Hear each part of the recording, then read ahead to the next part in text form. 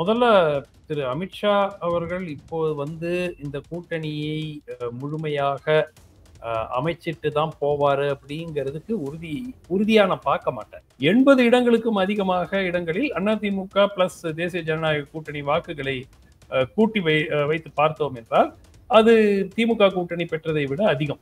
அதிமுகவுக்கு 2026 வாழ்வா சாவாங்கிற ஒரு போராட்டம். அதிமுக திரு விஜய் அவர்கள் ஒரு கூட்டணிக்கு வருவார் என்ற எதிர்பார்ப்பில் நிச்சயமாக இருந்தார்கள். அதுல மாற்று கருத்து இல்லை. ஆனால் அதற்கு ஒரு காலகட்டம் இருந்தது. அவ்வளவு நாளைக்கு அவங்க விஜய் வருவாருன்னு காத்துட்டு இருக்க முடியும். கடைசி நிமிஷத்துல விஜய் வரலன்னு வச்சுக்கோங்க. செய்தியாளர்களை சந்திக்கிறதுக்கு எதுக்குங்க சினிமா கமிட்மெண்ட் எல்லாம் முடியணும்? இப்ப நீங்க ஒரு மாநாடு நடத்துறீங்க, அங்கு செய்தியாளர்களை சந்திச்சிருக்கலாம். பொதுக்குழு கூட்டினீங்க, அங்கு செய்தியாளர்களை சந்திச்சிருக்கலாம். செய்தியாளர்களை சந்திக்கிறதுக்கும் சினிமா அசைன்மெண்ட் முடிக்கிறதுக்கும் என்னங்க தொடர்பு? எனக்கு புரியல. ஓகே, அப்போ விஜய் நம்பி அதிமுக போறது கூட ஒரு தவறான முடிவா இருக்கும்னு நீங்க சொல்ல வரீங்களா? தவறான முடிவு சரியான முடிவுன்னு இல்ல அருள். அதாவது ஒரு உறுதி இல்லாத ஒரு நிலையில எவ்வளவு நாள் அதிமுக பயணிக்கும் இல்லைங்க. ஐடியல் சிச்சுவேஷன் நம்ம பார்த்திருந்தோம்னா திரு எடப்பாடி பழனிசாமியுடன் அவருடைய தலைமையில, அதாவது இந்த கூட்டணி அதிமுக பாஜக கூட்டணி தமிழ்நாட்டில் தேசிய ஜனநாயக கூட்டணிக்கு அதிமுக தலைமை வைத்து அங்கு திரு அண்ணாமலை முழு மனதுடன் அந்த கூட்டணி வெற்றிக்கு பாடுபட்டிருந்தால் அது ஒரு ஐடியல் சிச்சுவேஷன்.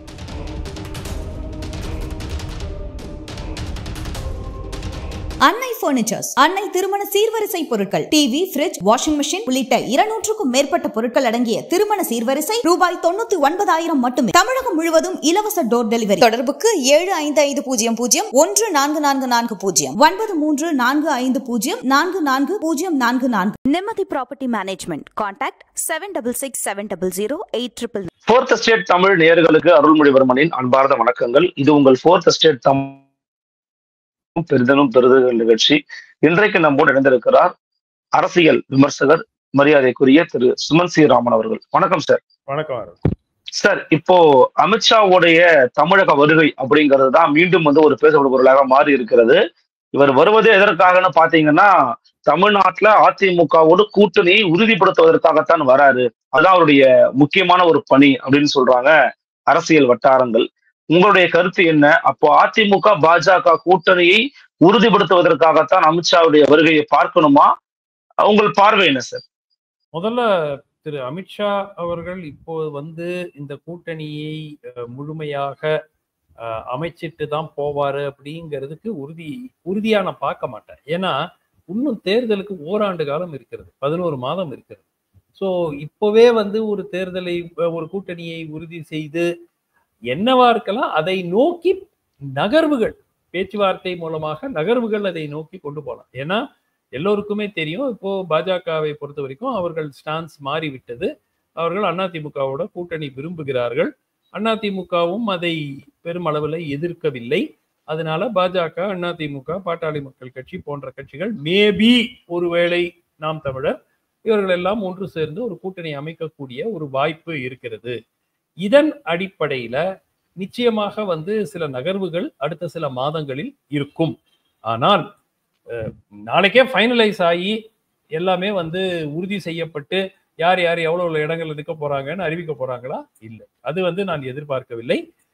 ஒரு அடுத்த கட்ட பேச்சுவார்த்தையை நோக்கி நகர்வதற்கான முயற்சிகள் ஏற்படுத்தலாம்.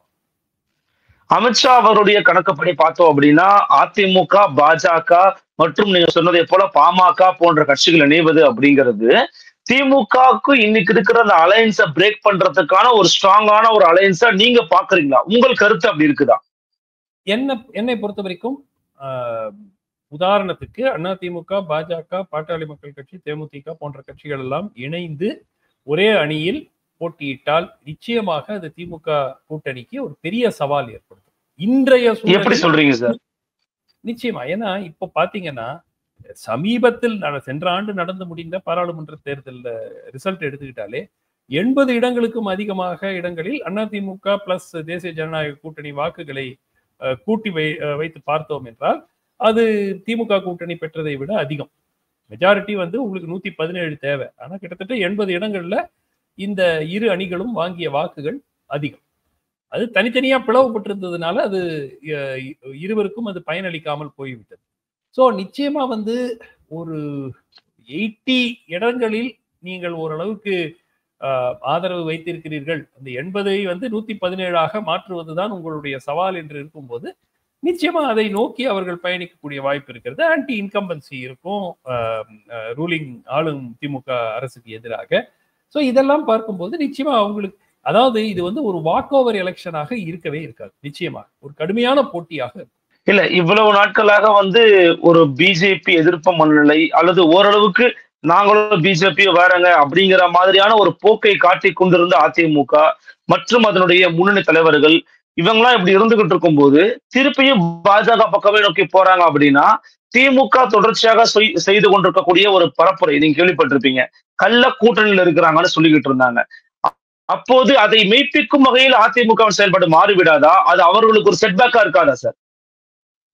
இல்லைங்க, அதிமுகவுக்கு 2026 வாழ்வா சாவாங்கிற ஒரு போராட்டம். இதுல வந்து அந்த காலத்துல நாங்க இப்படி சொன்னோமே, இந்த காலத்துல அப்படி பேசணுமே அப்படிங்கிற ஒரு நிலைப்பாட்டை நோக்கி அவர்கள் வந்து மாறாமல் இருப்பதற்கான வாய்ப்பு மிகவும் குறைவு. அதனாலதான் இது வந்து ஒரு ஒரு விருப்ப அடிப்படையில் இருக்கக்கூடிய கூட்டணியாக நான் பார்க்கவில்லை. ஆனால் ஒரு கட்டாயத்தினுடைய அடிப்படையில் இந்த கூட்டணி அமைய வேண்டியது அவர்களுக்கு அவசியம். அதன் அடிப்படையில் இது அமைக்கப்படும் அப்படிங்கிற ரீதியாக தான் இருக்குது. இதுல வந்து நாங்க வந்து சித்தாந்த ரீதியாக இதை கூறினோமே, எங்களுடைய அணுகுமுறை ஒரு காலகட்டத்தில் இவர்களுடன் கூட்டணி வேண்டாம் என்று இருந்தோமே, ஏற்கனவே அறிவித்தோமே அடுத்த சட்டமன்ற தேர்தலில் கூட்டணி இருக்காது, இப்ப திருப்பி பல்ட்டி அடிக்கிறோமே, இதெல்லாம் பார்க்கக்கூடிய நிலைமையில் அதிமுக இன்று இல்லை. உண்மையாக எடுத்துக்கொண்டால் அவர்கள் வெற்றி பெற வேண்டிய ஒரு கட்டாயத்தில் இருக்கிறார்கள் இந்த தேர்தலில். அதன் அடிப்படையில் அமைக்கப்படும். இதை வந்து நான் வந்து ஒரு ஒரு சீட் ஷேரிங் என்ற வார்த்தையை பயன்படுத்துவேன். மோர் தென் ஒரு எலக்ட்ரல் அலையன்ஸ் அப்படிங்கிறத விட சீட் ஷேரிங்காக நம்ம எடுத்துக்கலாம். தொகுதி பங்கீடு அந்த அளவுல. ஓகே. இல்ல, ஒருவேளை அதிமுகவுக்கு இன் ஃபியூச்சர் மேபி விஜய் கூட ஒரு வாய்ப்பா இருக்கலாம் இல்லையா? விஜய் நாளைக்கு வரும்போது விஜய்க்கும் சரி எடப்பாடி பழனிசாமிக்குமே சரி வந்து பாத்தீங்கன்னா பிஜேபி வந்து ஒரு அன்வான்டட் ஃபோர்ஸா கூட மாறலாம். அப்ப அந்த வாய்ப்பு வரும்போது பிஜேபி இருக்காது தானே? அப்படி நீங்க பாக்குறீங்க, உங்களுடைய கணிப்பு என்ன? இல்ல, அதிமுக திரு விஜய் அவர்கள் ஒரு கூட்டணிக்கு வருவார் என்ற எதிர்பார்ப்பில் நிச்சயமாக இருந்தார்கள். அதுல மாற்று கருத்து இல்லை. ஆனால் அதற்கு ஒரு காலகட்டம் இருந்தது. எவ்வளவு நாளைக்கு அவங்க விஜய் வருவாருன்னு காத்துட்டு இருக்க முடியும்? கடைசி நிமிஷத்துல விஜய் வரலன்னு வச்சுக்கோங்க, அதுக்குள்ள பாஜக வந்து மற்ற தேசிய ஜனநாயக கூட்டணி கட்சிகளை எல்லாம் ஒன்றிணைத்து ஒரு கூட்டணி அமைச்சிட்டாங்கன்னா அதிமுக நிலை என்ன? ஸோ அதனால அவங்க என்ன பார்க்கறாங்க. பிளஸ் ரெண்டாவது, திரு விஜயுடைய ஒரு அரசியல் தலைவராக அவருடைய செயல்பாடுகள் பெருமளவுல ஒரு நம்பிக்கை ஊட்டும் வகையில் இதுவரை இல்லை.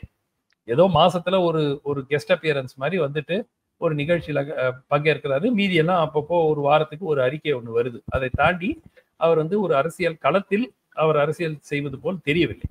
சோ நிச்சயமா சார் நேற்று கூட நீட் எதிர்த்து அறிக்கை விட்டிருந்தாரு சார். திமுக வந்து மக்கள்கிட்ட மன்னிப்பு கேட்கணும்னு அறிக்கை விட்டாரு சார்.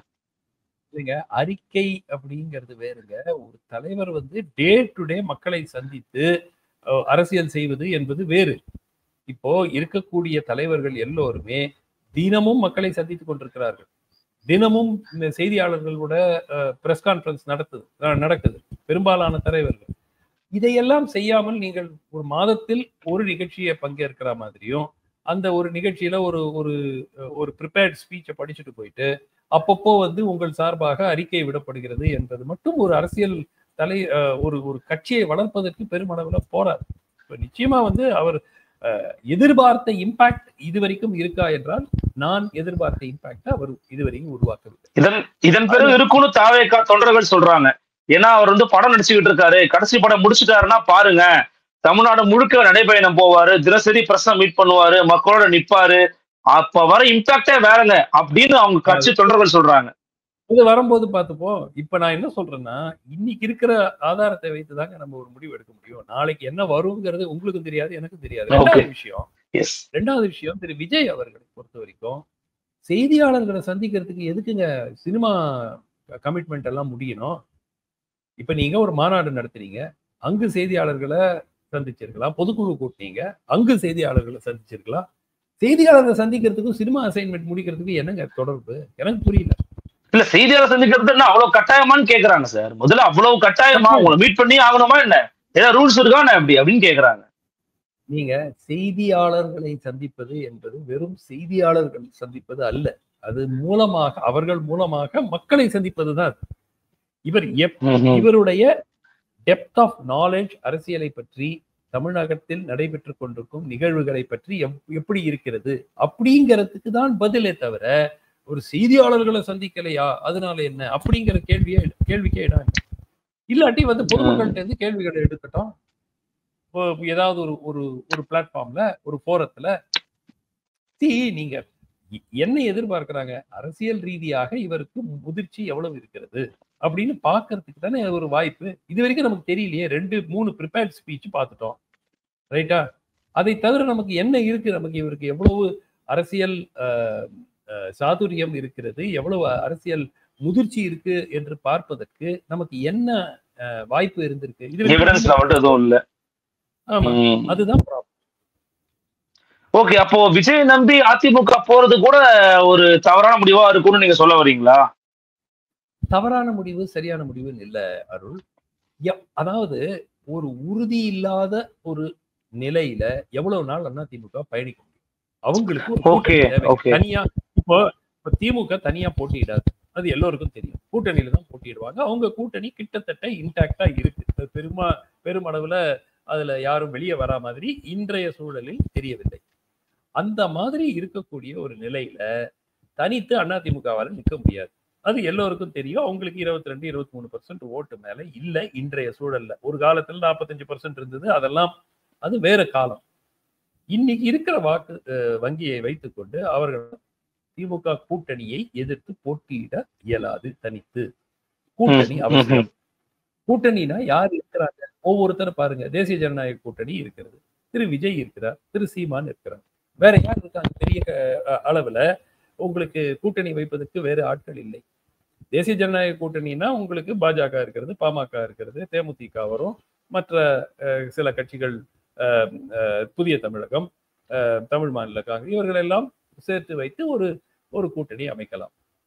மேபி இப்போ போற நிகழ்வுகளை பார்த்தால் மேபி நாம் தமிழர் கட்சியும் அந்த கூட்டணியில் வருவதற்கு ஒரு வாய்ப்பு உருவாக்கப்படலாம்.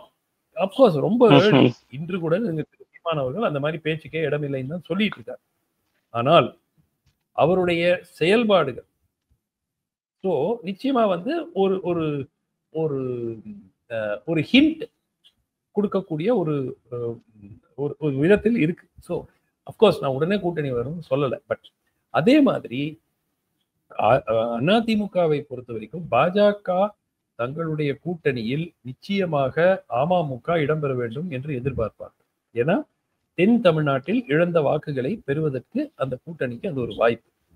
ஸோ ஒருவேளை அதிமுகவுக்கும் அமமுகவுக்கும் கூட்டணி இல்லை, அதிமுகவுக்கும் பாஜகவுக்கும் கூட்டணி, பாஜக எங்க கோட்டால இருந்து சில சீட்டை அமமுகவுக்கு கொடுக்குறோம், அந்த தொகுதியில நீங்க வந்து பிரச்சாரம் செய்ய வேணாம், அவங்க உங்க தொகுதியில அவங்க வந்து பிரச்சாரம் செய்ய மாட்டாங்க, இப்படி கூட ஒரு நிலைப்பாடு உருவாக்கப்படலாம். ஸோ அந்த மாதிரி வரும்போது இந்த பெரும்பாலான கட்சிகள் ஒன்றிணையும் போது நிச்சயமாக விஜய் அவர்கள் ஐசோலேட் ஆவதற்கான வாய்ப்பு இருக்கிறது. ஓகே, நீங்க ஐசோலேட் ஆவாருங்கிறீங்க. ஆனா விஜயால பிரசாந்த் கிஷோர் சொன்ன மாதிரி இவங்க பிஜேபி பக்கம் போயிருப்பாங்க, இவங்க மேல ஆன்டி இன்கம்பன்சி மோட் இருக்கும், இவங்க 2 பேரையும் சூஸ் பண்ண வேணாம்பா, நமக்கு சாய்ஸ் வந்து விஜய் தான் அப்படின்னு இந்த இடத்துல விஜய் டாப்புக்கோ பீக்குக்கோ வர்றதுக்கு வாய்ப்பு இருக்கா? ஃபார் எக்ஸாம்பிள் இப்போ பிரசாந்த் கிஷோர் சொன்னாரு திமுக மேல ஆன்டி இன்கம்பன்சி இருக்கும், ADMK வந்து பிஜேபி கூட போயிருப்பாங்க, சோ மக்கள் 2 பேரும் வேணான்னு விஜய் சூஸ் பண்ணுவாங்க, so he has a peak அப்படின்ற மாதிரி சொன்னாரு. அப்போ அந்த வாய்ப்பு இருக்கா விஜய்க்கு? அப்படி பாக்குறீங்களா நீங்க? இல்லைங்க, அதாவது எப்பவுமே ஒரு கட்சிக்கு எதிராக மக்கள் வாக்களித்தார்கள் என்றால் அந்த கட்சியை வீழ்த்துவதற்கு எந்த அணிக்கு அதிகமாக வாய்ப்பு இருக்கிறது என்று எண்ணிதான் அவர்கள் தங்கள் வாக்குகளை செலுத்துவார்கள். அதாவது திமுகவுக்கு எதிராக வாக்களிக்கிறவங்க அவங்க கணக்கு போடுவாங்க, யார் திமுகவை வீழ்த்த முடியும், அதிமுக கூட்டணியால வீழ்த்த முடியுமா இல்ல திரு விஜயால வீழ்த்த முடியும். திரு விஜயால வெற்றி பெற முடியாது பெருமளவுல. அவங்க என்ன எதிர்பார்க்க, சரி எல்லாரும் ஓட்டு போட்டா வீழ்த்து தானே சார் முடியும், எல்லாரும் ஓட்டு போட்டு ஜெயிச்சிட போறாரு விஜய் மேக்சிமம். நானும் வந்து திரு விஜய் அதை வந்து செய்து முடிப்பார் என்று நான் எதிர்பார்க்கவில்லை. First of all completely untested in politics. எந்த விதமான ஒரு அரசியல் முன் அனுபவம், ஒரு எக்ஸ்பீரியன்ஸ் இல்லாத ஒரு நபர் மீது தமிழ்நாட்டிலுடைய கிட்டத்தட்ட ஒரு வாக்காளர்கள் 4 கோடிக்கு கிட்டத்தட்ட 4 கோடி மக்கள் போய் உடனே போடுவாங்க என்று நான் உறுதியாக எதிர்பார்க்கவில்லை. நிச்சயமா திமுகவுக்கு கூட்டணிக்கு ஒரு வலுவான பேஸ் இருக்கிறது. அவர்கள் 40% கீழே அந்த கூட்டணி வாக்கு குறையாது, என்னதான் ஆனாலும் அது குறையாது. இந்த எதிரணி 40க்கும் அதிகமாக சதவிகித வாக்குகள் பெற்றால் அவர்களை வீழ்த்த முடியும். அதை நோக்கி அந்த அளவிற்கு அந்த கட்சிகள் எல்லாம் இணைத்து ஒரு கூட்டணி உருவாக்க வேண்டியதுதான் அதிமுகவுடைய சவால். சார் ஆக்சுவலி பார்த்தோம்னா பிஜேபி வந்து ஒரு ஃபோர்ஸா வந்து இன்னைக்கு பேசுறாங்க. பிஜேபி பத்தி பேசுறாங்கனாலே அதுக்கு அண்ணாமலை தான் காரணம், அண்ணாமலை வந்த பிறகுதான் அதை பத்தி பேசுறாங்கன்ற ஒரு பொது பார்வையா பல பேர் வந்து முன்வச்சுக்கிட்டு இருக்காங்க. இது ஒரு பொது பார்வையா இருக்கு. உங்கள் கருத்து என்ன? இப்ப அண்ணாமலையை மாற்ற போறாங்கன்னு சொல்றாங்க. அண்ணாமலை மாற்றப்படுகிறார் அப்படின்னா அது வந்து தனிப்பட்ட ரீதியில ஒரு கட்சியாக பாஜகவுக்கு ஒரு பின்னடைவா எனக்கு கருதலையா? எடப்பாடி சொல்லிட்டாருன்னு மாத்துறாங்கப்பா அப்படின்ற ஒரு டோனுக்கு வந்துடாதா? அண்ணாமலை மாற்றம் பாஜகவுக்கு நன்மையா தீமையா? இல்லைங்க, ஐடியல் சிச்சுவேஷன் நம்ம பார்த்திருந்தோம்னா திரு எடப்பாடி பழனிசாமியுடன் அவருடைய தலைமையில, அதாவது இந்த கூட்டணி அதிமுக பாஜக கூட்டணி தமிழ்நாட்டில் தேசிய ஜனநாயக கூட்டணிக்கு அதிமுக தலைமை வைத்து அங்கு திரு அண்ணாமலை முழு மனதுடன் அந்த கூட்டணி வெற்றிக்கு பாடுபட்டிருந்தால் அது ஒரு ஐடியல் சிச்சுவேஷன். ஆனால் அவர் அதை வந்து கிட்டத்தட்ட நிராகரிச்சிட்டார். இப்போ கூட என்னுடைய கருத்தில் எனக்கு மாற்றம் இல்லைன்னு தான் சொல்றாரே தவிர, நான் முழு மனதாக கூட்டணிக்கு நான் வெற்றி பெறுவதற்கு பாடுபடுவேன்கிற ரீதியாக அவருடைய பேச்சு இல்லை. ஸோ அந்த மாதிரி இருக்கும்போது உங்களுக்கு கூட்டணி என்று வைத்துக்கொண்டு இரு தலைவர்களும் பேசிக்கவே மாட்டாங்க அப்படிங்கிற மாதிரி எப்படிங்க கூட்டணி கிரவுண்ட்ல ஒர்க் ஆகும்? ஸோ பாஜக வந்து ஒரு விருப்ப அடிப்படையில் திரு அண்ணாமலையை வந்து மாற்றுவதாக நான் பார்க்கவில்லை. மாற்றினால் கூட வேறு வழி இல்லாமல் இது எடுக்கப்படுற ஒரு முடிவாகத்தான் நான் பார்க்கிறேன். ஆனால் அவர் அதற்கு தயாராக இருப்பது போல் எனக்கு தெரியவில்லை. இன்று வரை ஒரு 3 நாள் முன்னாடி கூட ஒரு இன்டர்வியூல என் கருத்தில் நான் வந்து ஸ்ட்ராங்கா இருக்கிறேன், என் கருத்தை நான் மாற்றிக்கொள்ள மாட்டேன் அப்படிங்கிற ரீதியா தான் பேசுறாரு. அப்போ பாஜகவுக்கு 2 ஆப்ஷன் இருக்கு. அவரையே தலைவரா போட்டு அவருக்கும் திரு எடப்பாடிக்கும் கிட்டத்தட்ட ஒரு பேச்சுவார்த்தை இல்லாத ஒரு சூழல்ல அந்த கூட்டணியே வந்து ஒரு ரிஸ்க் எடுத்து தேர்தலை சந்திக்கிறதா? தொண்டர்களுக்கும் தெரியும் இரு அணிகளுக்கும் சுமூகமான உறவு இல்லை அப்படின்னு தெரிஞ்சு அது ஒர்க் ஆகும் கிரவுண்ட்ல.